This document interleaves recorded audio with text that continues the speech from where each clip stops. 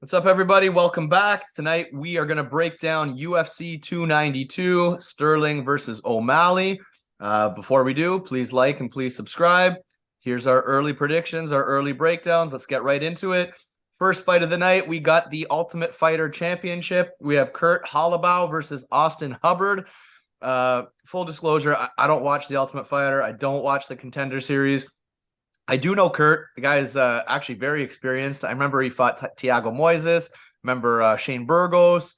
He has a few UFC fights. He seemed to always lose, but he was fairly durable. Like he would compete.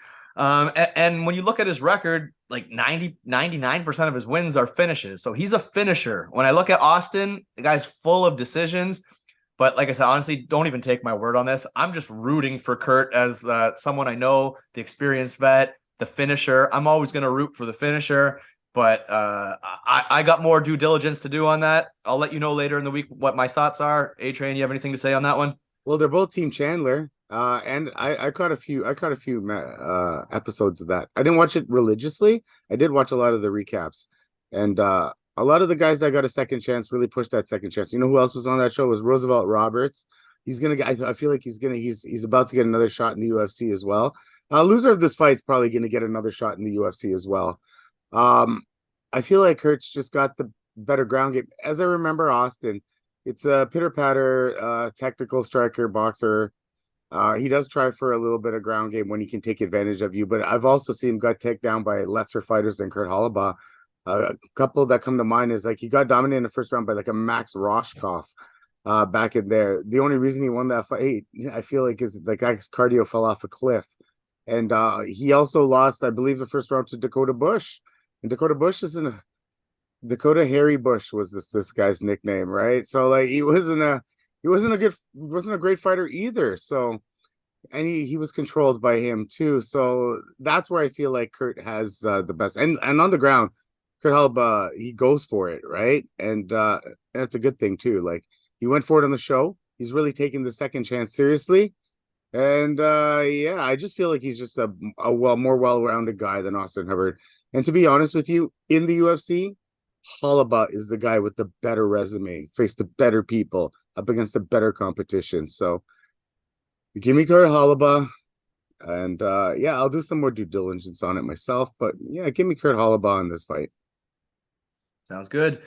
Moving on, we got a ladies match in the flyweight division. We have Andrea Lee versus Natalia Silva. Andrea Lee is fresh off that very controversial, in my opinion, robbery to Macy Barber. I thought she did everything she needed to do to win that fight. She got robbed, shocking. And then we got Natalia Silva, who's known as a deadly striker. Very, very good striker. She's finishing people, which you love to see. You don't see too many finishes in those lower or in any ladies division, really. So it's great to see a finisher in her. The line is very wide, as all Silva fights have been. So for me, I don't feel like I'm going to be betting Natalia Silva at minus 400. That's not to say I'm betting Andrea Lee either. I do think Silva will win this fight.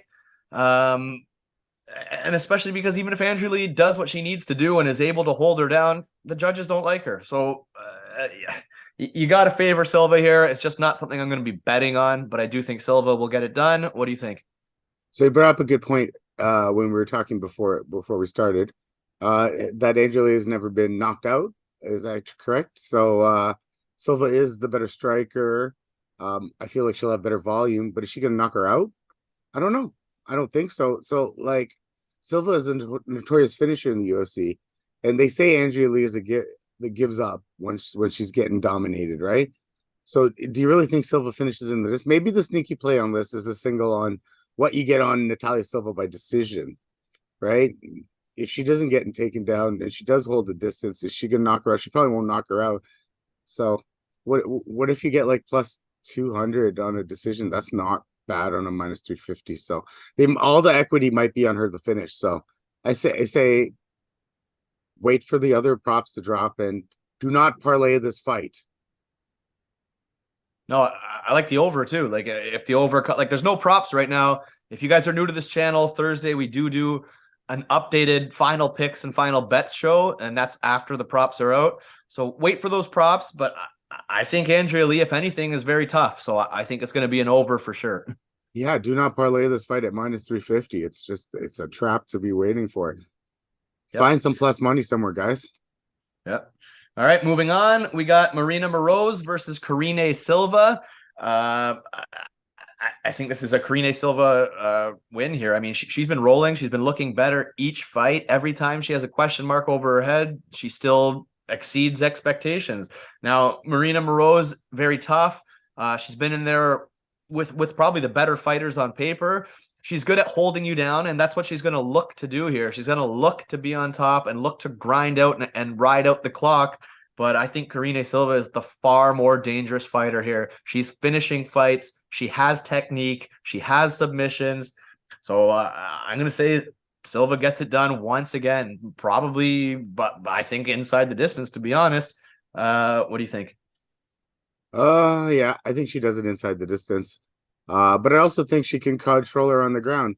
And Moroz was a favorite to Jennifer Maia when they fought last time. Is that correct? She was. Yeah. Oh my goodness gracious me! And before that, she beat Agapova, which she should do. And then before that, she beat fucking Mayra Bueno Silva. How the hell? All right, well, she's gonna try. If she takes her down, she's putting herself into a guard of a pretty decent grappler. So I don't know if that's a smart move. Maybe I think the smart move is to not hit the ground and just trying to strike with her and try to just keep the distance. But I don't think she can. And I think Karine Silva takes her down and submits her pretty quickly, kind of looking with the last couple things that Karine Silva has been doing in her last few fights. So yeah. And I like the odds at -170 ain't too bad. I feel like that's pretty much where this fight is, 60-40, 65-35, somewhere around there. Seems about right. All right, we're in agreement. Moving on, we got Gregory Rodrigues versus Dennis Tiuliulin in the middleweight division. I know RoboCop, Gregory Rodrigues, everybody seems to love the guy. Everybody seems to overrate him, in my opinion. To me, this is the biggest underdog play of this card. Give me Dennis to knock this guy out. He's already plus 275. When that prop drops, the knockout's probably going to be plus 400, plus 500. Give me Dennis by knockout. I think RoboCop's chinny. I know people are going to say, chinny, look at his eye, that one fight that he still won. Well, that was an eye. It wasn't the chin. This guy has been chinned many times before, and I'm not saying it just because Bruno did it that one fight. I'm telling you, Gregory Rodrigues is kind of chinny. Dennis, you look at his record, 11 wins. I think 8 or 9 are by knockout. So this guy hits hard. I am taking the hard hitter to find the chin. Huge underdog. And I think he's going to get it done. Like, he's not a parlay piece. Do not parlay him. But I think this is a fantastic singles bet. I'm going to be playing him personally. I'm going to be waiting for that prop because I think it's by knockout. Am I crazy? I don't think you're crazy at all. So Gregory Rodrigues has a direct path to victory. It is to take him to the ground, beat him up, submit him, do whatever you have to do. But Gregory Rodrigues has the fight IQ of a 12-year-old, and will stand and bang with you. So Bruno Ferreira, it's the same thing. He had to try to employ the grappling and get him down to the ground, but he couldn't. And he chose to stand and bang with a really powerful striker and paid the price. That's the fight IQ I'm talking about. He lost that fight with Armen Petrosian because he didn't take Armen Petrosian to the ground. All he had to do was ground him and control him, but he got outstruck 100 and whatever to whatever. So that's how he loses fights, because he's not smart. So I feel like he's going to stand with Dennis Tiuliulin, and if he stands with Dennis, it's bad news. And yeah, fantastic single spot, fantastic knockout prop, fantastic inside the distance prop. I like the spot, but I don't want to go too hard on it, but I like the spot. And I feel like the odds, they might just go bigger because everyone's like in this RoboCop phase thing, right? So, nah, he's just that last fight against Ferreira, because you had Ferreira. I'm like, no, RoboCop. I'm like, oh, he'll take him down. And when I hate guys with bad fight IQ. This is the spot for Dennis. But yeah, I think the line is crazy. The line makes no sense to me, so I gotta hammer it while I can. Well, the last guy that stood with the guy was Jamie Pickett stood with Dennis. What happened? The knee to the body, ground strikes. That's how he finished him, right? So, yeah, I mean, he's got the power to put this out. And like you said, RoboCop has more than an occasion been floored. Yep. All right, moving on. I'm surprised it's a prelim. I'm looking at it. Holy geez, this early in the card. We got former middleweight champion Chris Weidman versus Brad Tavares. Weidman, obviously, he's been out forever. I think his last fight was actually that like fucking first minute knockout loss to Reyes, I think. Was that his last fight? I think before that. Uriah Hall broke his leg, right? Oh, yeah. Uriah Hall. So leg break. Knockout loss to Reyes. I don't know. This guy's just on an unprecedented fall from grace, and all that time off. Like to me, sure, he's always gonna have a chance to take you down and submit you, but he really hasn't done that in years. Like even he couldn't take. Well, I mean, obviously the Uriah Hall fight was fast, but he wasn't taking anybody down. He was getting stuffed towards the end there. So like his last few fights, he wasn't getting any takedowns. So I don't think he's going to be successful here. Brad Tavares is tough. Even when he loses by knockout, it's not one shot. It's always like that. I think, who was it last? Brendan Allen or something? Or was it Bruno Silva? Bruno Silva? Yeah, I think it's Bruno Silva. Yeah. But even that was back and forth. Like Chris Weidman cannot play in that kind of a firefight here. Like he's going to get chinned. Weidman has no chin. This is me. I know me and you might be on opposite sides here, but my thought says Chris Weidman is getting knocked the hell out. So I like Brad Tavares inside the distance because I don't like minus 250 or whatever. I don't think Tavares should be 250 over a former champ. But when Weidman loses, it ain't by decision. It's when he loses, he's getting finished. So I'll wait for that prop as well. And I'll be hitting Tavares by finish. That's me personally. How do you see it playing out? It's not that I disagree with that. It's that I just minus 275 on Brad Tavares, who's lost his last two.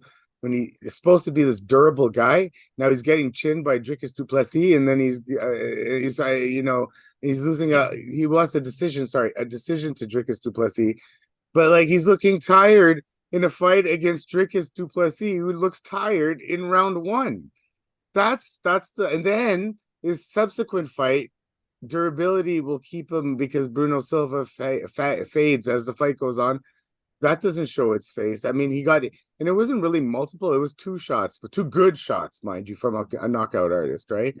Chris Weidman is far from a knockout artist at best. He's a grinder that'll, get you on the ground. So I just see the fight as dog or pass. And if anything, it might go longer than we think because these guys might be just gun shy. Like, I don't feel like Brad Tavares isn't a guy that goes right out there. And if Chris Weidman, what happened the last time he went right out, there's got to be some ring rust. So, yeah, I feel like there's going to be some time taken. So maybe an over 1.5 and then a finish towards the second round. Or maybe this just gets sloppy and just drags out because that's how Brad Tavares wins his fights. It gets sloppy and it gets dragged out. So he's not a great finisher ever either. Yeah. So I hear you. My pick isn't so much on Tavares; it's about being against Chris Weidman. No, I get it. I feel like there's a path to victory there, and I'm just looking at it from two different ways. Maybe I'll see something during the week that will kind of make me sway one side. Right now I'm in the middle, so what I'm in the middle means it's a pick 'em, and if it's a pick 'em, minus 275 isn't a pick 'em. So that's all. That's it. Fair enough. Moving on, the last prelim of the card, we got Gerald Meershardt versus Andre Petroski. It's crazy because I always want to bet against Gerald Meershardt, always. And Petroski's a brick shithouse. The guy hits hard. He's a pretty decent grappler himself.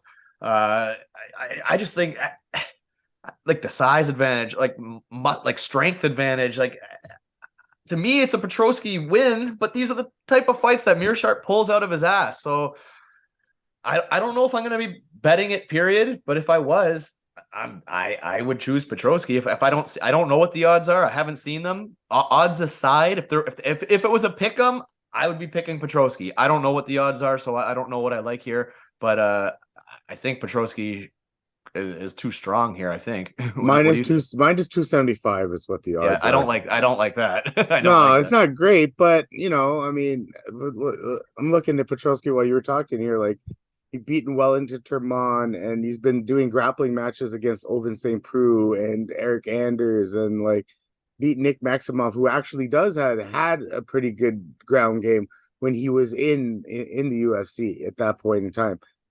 He out grappled Phil Haas. And he beat the big Asian guy. I can't remember who, Yang Zhang Hu or whatever. So, I mean, Petroski's all right, man. He's all right. So, like, everyone was knocking his gas tank. Gas tank's been looking okay lately, right? So, yeah, I mean, went to decision with Termine. Didn't look like he was like overly like gassed out or anything like that. So, I feel the gas tank's okay. And Meershardt's just an optimistic grappler. I feel like Petroski keeps us on the feet. He'll win all day because his striking is getting better, but he'll never be a good striker, right? It's where he gets those opportunistic grappling exchanges and then finishes the fight. I mean, he's live. He's always live. But Petroski keeps his neck out of a spot. Should win this fight pretty easily, actually. 100%. If you're on Meershardt, you're picking by submission. His only chance is to catch the neck.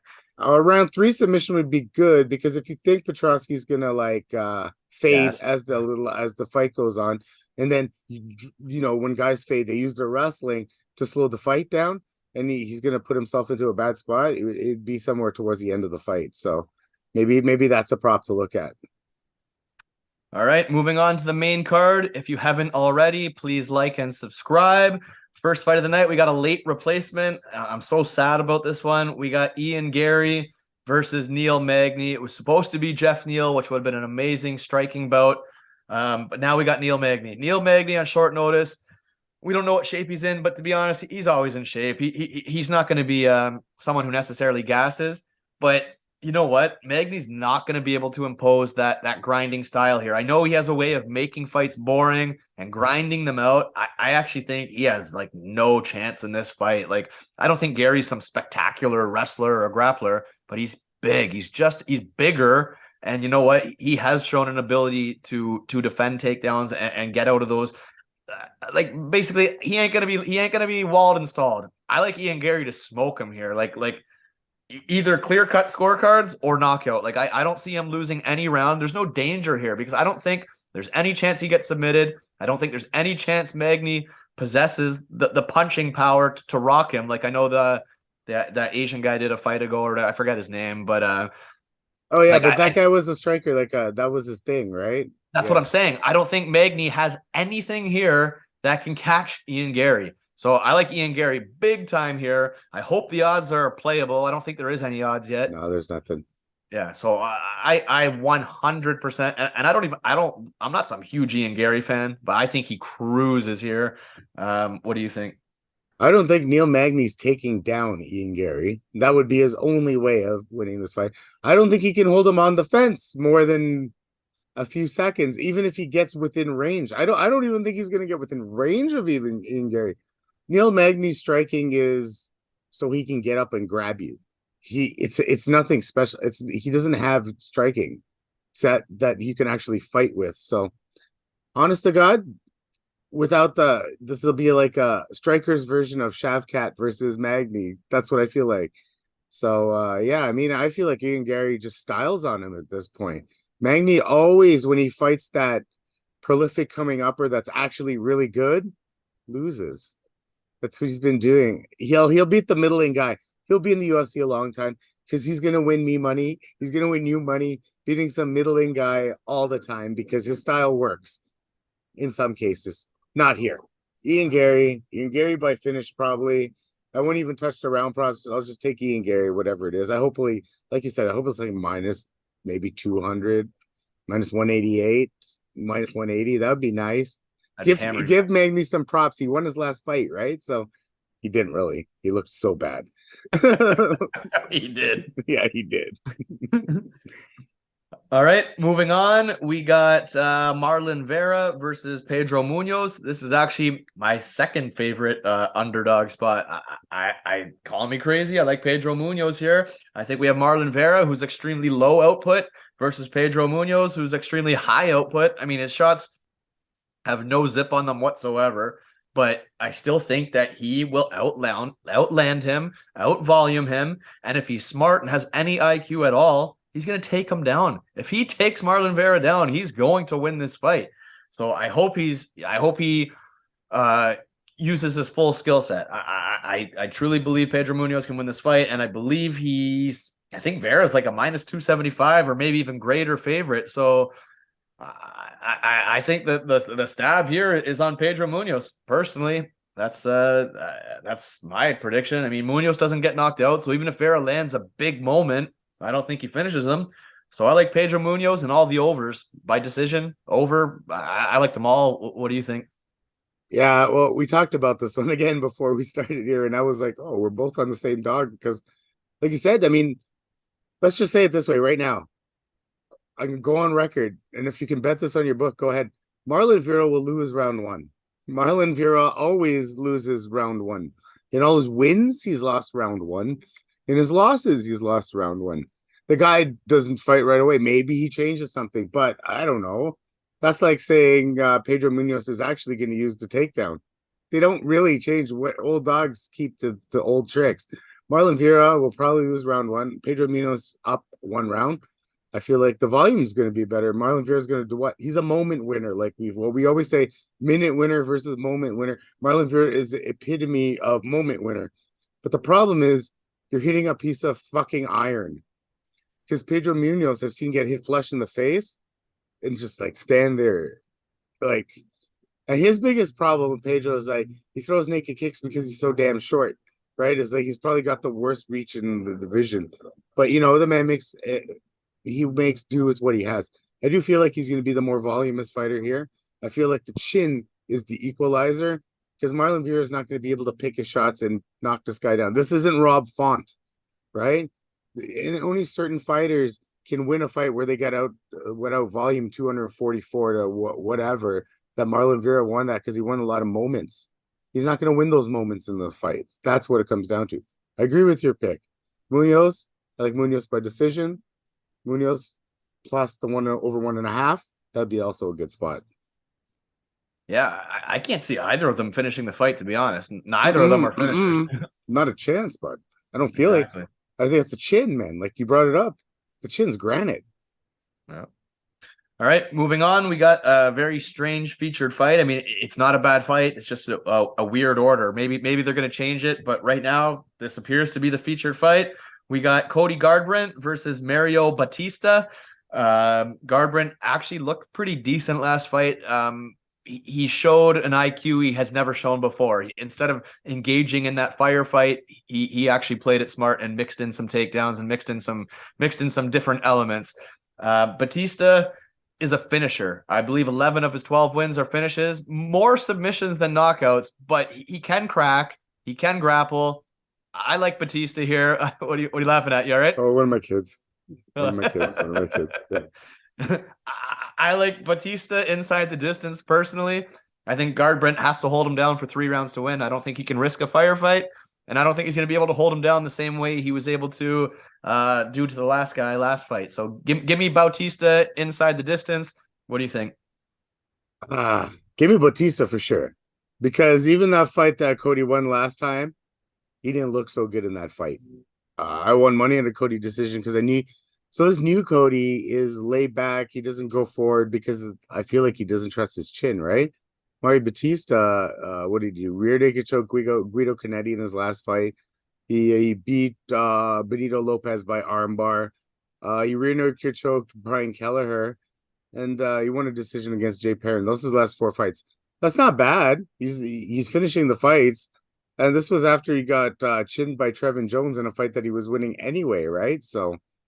Yeah, I like Mario Bautista here. I am not quite sold on Cody Garbrandt and the new Cody Garbrandt or the old Cody Garbrandt. I actually thought he was fucking going to retire, to be honest with you, right? So, like, Yeah, give me I mean, I don't like minus 334, but I think it's pretty safe. I think it's pretty safe, to be honest with you.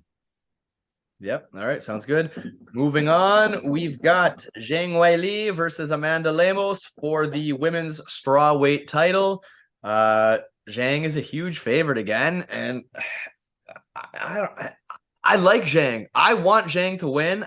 Newsflash or new whatever you hell you want to say. I don't like Amanda Lemos one bit. I don't think she deserves a title shot. She pissed hot a couple years ago and got suspended. Came back. Like, I don't know. I don't like Amanda Lemos at all. Like, zero like. But I think she's very live for an out of nowhere knockout. To be honest, I don't think she's gonna out grapple Zhang Weili. I don't think she's gonna get a submission. I think if Zhang wrestles or can extend this fight for any period of time, I think Zhang will cruise. She's the better athlete. She's probably stronger, but I think she might be chinny, man. And that might be going off just the one knockout loss she has or whatever. But I feel like Lemos can crack her like early. So this is not a parlay fight for me at all. I think it might be another single where I stab the dog by knockout because Lemos is already big plus money. I don't think she's winning a decision, so I might wait and see how juicy that finish prop is, and I might make it another single. I might have 3 big underdog singles, to be honest here. What do you think? I think Lemos does have a chance. I feel like it's more like Zhang when she's fighting, she gets complacent and she doesn't block that side. That one head kick had her out hard, right? So the problem is I don't think Amanda Lemos kicks that much either. She doesn't use the kicking game as much as say Rose, who's probably a better technical striker. Amanda Lemos uses the boxing a lot, right? So is she going to be able to get in on Zhang? Because I mean, so there's 2 ways of looking at Zhang. Yeah, she got chinned by Rose there. Then she went up against Joanna and made Joanna look like Megamind in that other fight. So like that was a tough fight, and she took a lot of shots too. But maybe that's because I thought Jacek was pillow fisted as well and got a lot more credit for like being a knockout artist, but she's not. But yeah. I don't know, man. This one's a tough one to call. I got to do a little bit more research. I'm a little torn. I think stabbing the dog's not a bad idea. It might be one of those let's parlay Zhang on like big parlays, like longer ones, like YOLOs and stuff like that, and then hedge with Lemos. But people are like, why are you gonna do that then? Well, it's better than getting the cash out option, right? So if you look at the percentage of how you win on these things, it's better to hedge than cash out, right? Especially if you have doubt. I have doubt. I'm not too sure. The dog's not too bad, but like Amanda Lemos doesn't show up sometimes too, right? So, and Zhang's pretty good. If you don't show up for a title fight, you don't show up for anything. Fuck, man. But like, so ask you this: do you think Zhang takes the wrestling edge that she has in this fight and uses it? No, that's why I have no confidence. For me, it's not a parlay fight. There's no way it's a parlay fight for me.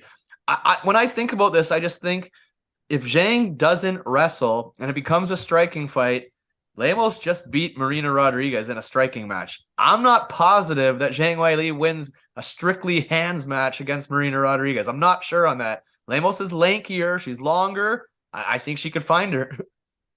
Well, I mean, Zhang's fight IQ's all right. I mean, she does go to the wrestling. Like, I remember that second one where she backhanded Jacek and knocked her into. She used the wrestling a lot in that first round. Yeah, she used the wrestling against Esparza too. So, but like now it comes down to like, do you think she can't bully Lemos though? I don't think she can bully her. I think strength wise, Lemos is a little bit more strong. Sorry, than people give her credit for. I don't feel like Weili can just push her around, right? So it's a good fight. It's a good fight. Yeah, for sure. All right, moving on. We got the main event for the bantamweight title. We got Aljamain Sterling versus Sugar Sean O'Malley. You know, like if you asked me a week ago, 2 weeks ago, whatever, I would have said Sterling's going to strangle this kid first round, second round. And I still think he might. I don't know why. I feel like is it possible he's in Sterling's head a little bit, and maybe he finds Sterling? And I'm not a Sean O'Malley fan. I'm not. I've rooted against him almost every single fight, and I feel like, you know what, he's getting zero credit. Like, I thought he lost to Yan. I thought he lost that fight, but he still hung around for 3 rounds. Like, for me, I'm liking the unders. Like, I feel like if Sean wins, it's by knockout. He's not winning a decision, so he's got to catch the chin. And if he loses, he's probably getting floored right away, taken down right away, and strangled. So I'm going to take Aljamain Sterling by submission. But my actual bet that I'm going to be waiting for the props, I'm going to be just looking at fight to go under 2.5. I think, I mean, and I know you might feel the other way. Like, such a strange fight. Maybe some people will say they see it dragging on or whatever. But I don't know. I just, for some reason, I see a quick finish on either side. I'm probably gonna be looking at the unders when the props drop. So I will definitely give you an update Thursday. What do you think? I agree with you on the under. I think the grappling edge is like 100-30 on this in this fight. Like, I think the grappling edge is so like minus 250. That feels like a gift on Aljamain Sterling. Before in all those other fights, I think the TJ line was around this. Like you know, and I felt like TJ had a chance there because he had a little bit of a better ground game. Sean's got no ground game. He's got no ground game, man. And like, even the striking, I think Aljo, I'm the biggest Aljo hater in the world because I lost so much money in that first Peter Yan fight where he's getting his ass kicked, right? Like, and I saw the first 3 rounds and I'm like, yeah, and then the Oscar goes to, but I've held that against Aljo. Right, but that fight against Triple C last, right? He showed some good fight IQ. He actually showed some good wrestling too, man, and some good chops against like a world-class grappler. So he's not getting that world-class grappling back. And when's the last time Sean O'Malley really knocked someone out? It's been a while, right? Chris Moutinho, is that the last one? It wasn't even a knockout. The ref stopped it. Yeah, so ref like stopped it standing. He was one punching guys like Rulli and Pava and stuff back in the day. And like, even that, he wasn't out. It was another ref stoppage. Let's just put it this way though. If that Pedro Munoz fight does go on, does he win it? I don't think he was winning the first round. I don't think he won that first round. He was so low volume. So whatever. Minus 250, Aljamain Sterling. I'm not going to change my pick. I will parlay him all day long with this line. I will find something to get this line. I love Aljo in this spot. But I hate Aljo as an actual person for what he's done to my life. But I'll give him credit. He is more skilled than Sugar Sean O'Malley. And he should finish. It shouldn't go 5 rounds. No. I think once it gets on the ground, this is where Peter Yan is more of like he doesn't go for the submission. Aljo's got good grappling, like very good grappling. His wrestling's not top notch. It's good. But he's got amazing grappling, right? As he should, training with Matt Serra, right? Matt Serra's a great grappler too, right? If anything was good about Matt Serra, it was his grappling because his hands weren't that great, right? But Funkmaster's got decent hands. I'm giving him some credit here. I hope it's not wrong. Come on, Aljo. And and I feel like probably for me, you're gonna hedge on I'll let it ride though. This one I feel really strong about. This one I'm like, oh no. Not like the last couple cards, right? You're like, oh, which one? No, which one? No. I feel strongly about Aljo. Yeah, me too. I mean, like I said, unless he gets lured into some fucking trash talk, which forces him to like just want to stand and bang it out. That's the only way he loses. The only way he loses is if he gets in his own head and he doesn't shoot takedowns. Because if he shoots takedowns, he's winning the fight. Or like the grapple, like I said, I mean, there's a true path here. Like the grappling edge is so like large, and I won't even say Sean doesn't have good takedown. He gets takedown all the time. He gets takedown all the time, right? Yeah. So against less fighters than Aljamain Sterling, who trains at the highest levels. So yeah, minus 250, folks, is a gift. Hit it now before it moves. Yeah. Okay, guys. As always, please please subscribe, drop us a comment, let us know who your most confident picks are, what you like for parlay pieces, anything. Drop us a comment, we'll respond to you, and we'll let's make some tickets together.